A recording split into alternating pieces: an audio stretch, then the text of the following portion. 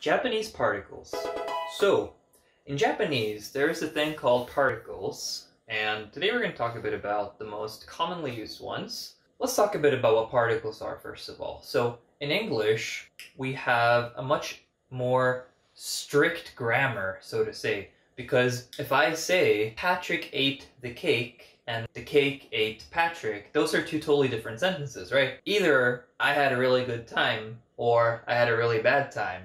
But in Japanese, if you want to say the same sentence, you have to add something called particles to the nouns in the sentence, which in this case are cake and Patrick.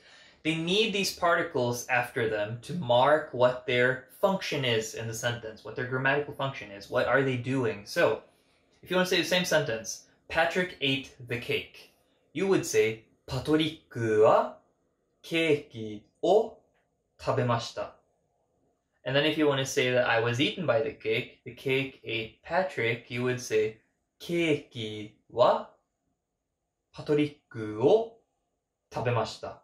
However, what makes Japanese interesting is that you can switch around the words as long as you keep the same particles. So you can say, パトリックはケーキを食べました. Or you can say, ケーキをパトリックは食べました. And it still means the same thing. Japanese is a much freer language when it comes to sentence structure, as opposed to English. So let's talk about the two most commonly used particles, which are wa and ga. These particles are put after a word to show the subject of the sentence or the topic. They are similar though, so a lot of beginners find the concept of switching between them a bit confusing at first, but I think it's not that hard. So let's talk about this. Wa is used when you want to establish a topic of a sentence. So for example, in English you would say, I am Patrick. I am 26 years old. I love learning languages. You have to say, I am, I do, I this and that, every single time, right? In Japanese, you don't really need to do this, because you start off by saying, watashi wa, and then you don't need to say watashi wa, watashi wa, watashi wa after every single sentence, because the first watashi wa establishes that you are the subject. You are the topic that we're talking about right now. So to say the same things, I would say, 私はパトリックです。26歳です。言語を習うのが好きです. Another thing to note is that wa puts emphasis on the action or the verb. This is where we kind of conflict a bit, or we kind of cross paths with ga. This is where you'll see that they're very different as well. Because let's start off by explaining what ga is. So ga is what's known as the subject particle, as opposed to wa, which is the topic marker. The subject of the sentence and the topic of the sentence are kind of the same thing, so by the name itself it might be a bit confusing, but ga marks a subject and it also puts a lot of emphasis on the subject. The action and the verb is still there, but the important thing is that this person or thing did that. So let's compare them. I can, for example, say, 私はケーキを食べた. I ate the cake. It's more interesting in this case that I ate a cake. I ate a cake. If I then switch wa to ga and say, 私がケーキを食べました. In that sentence, we're saying, I ate the cake. As if someone was wondering who ate it.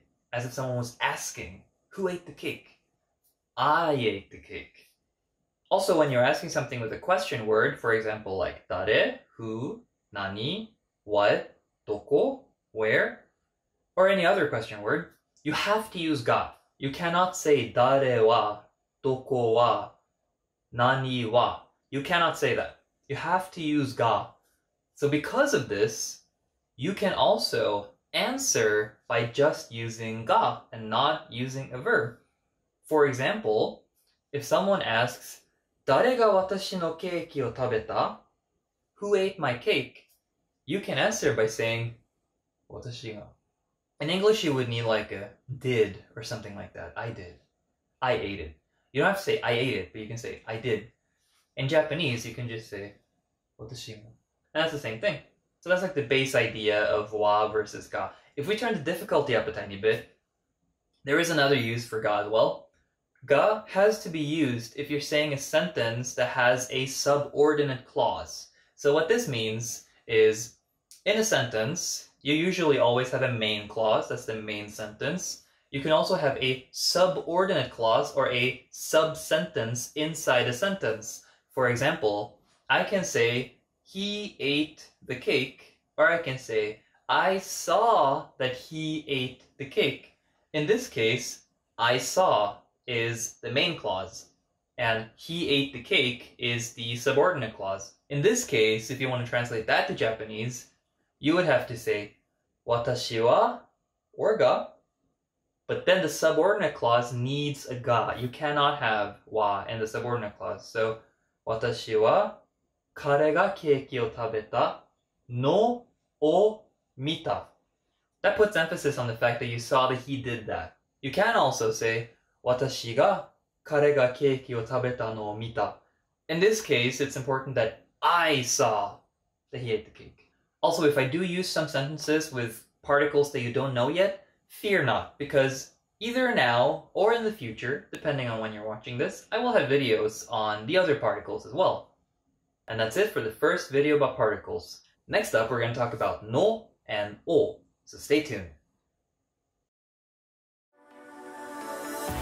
If you like the content on this channel and want to support it, you can become a monthly supporter on Patreon for as little as $1 each month. Each supporter tier will grant special roles in the Audi Network Discord server, as well as additional rewards per tier. Become a supporter today to help us grow and ensure we keep on making amazing content for you to enjoy.